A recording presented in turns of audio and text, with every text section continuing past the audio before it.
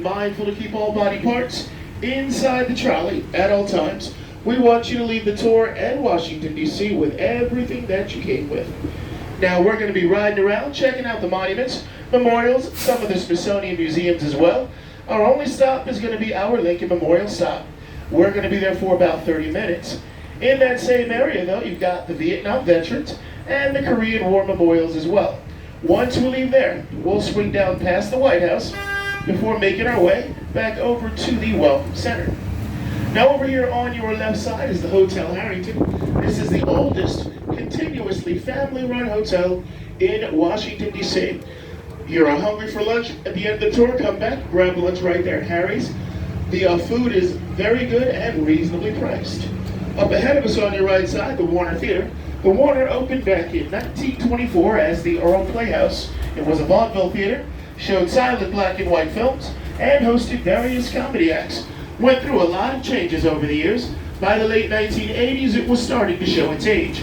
It closed down, underwent a multi-million-dollar renovation, reopened in 1992 with Frank Sinatra as the headlining act. This would turn out to be his last performance here in Washington, D.C. Now over to your right, on the ground outside the Warner, you'll see some bronze discs with what looks like some scribble next to them. That is Washington's version of the Hollywood Walk of Fame. There you have the signatures of notable people that have performed at the Warner over the years.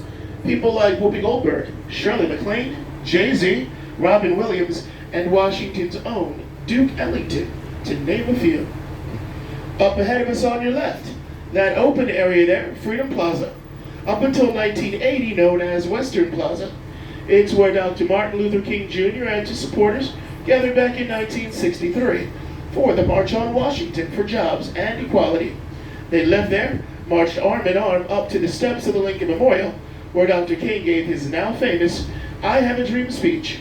Locals had started to refer to it as Freedom Plaza by the late 1960s and early 70s. The name officially changed back in 1980. And up ahead of us on your right, about halfway down the block, is the National Theater, Washington's oldest continuously running theater.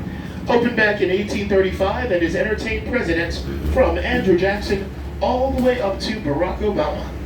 Interesting note with the National is that on the night that President Lincoln was assassinated at Ford's Theater, his son Tad was at the National catching a performance of Aladdin and his wonderful lamp.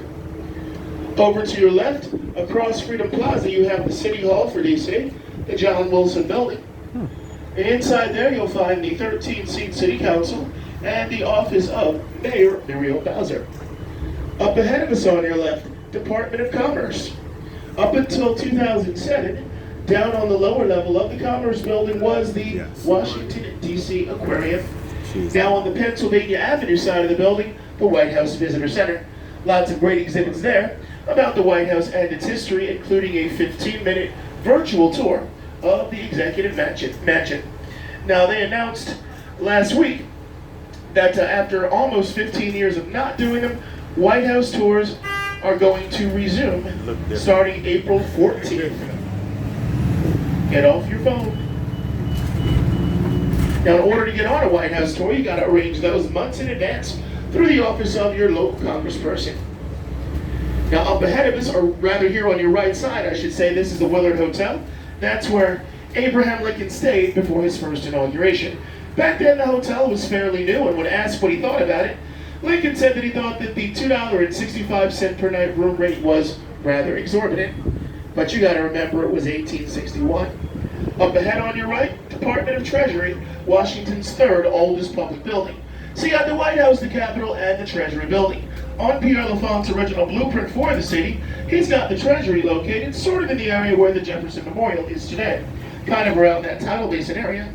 By the time they came for the groundbreaking, though, President Andrew Jackson had become so disgruntled with Congress, he ordered the location moved right back to where you just saw it, so that he could purposely block his view of those quote-unquote scalawags in Congress.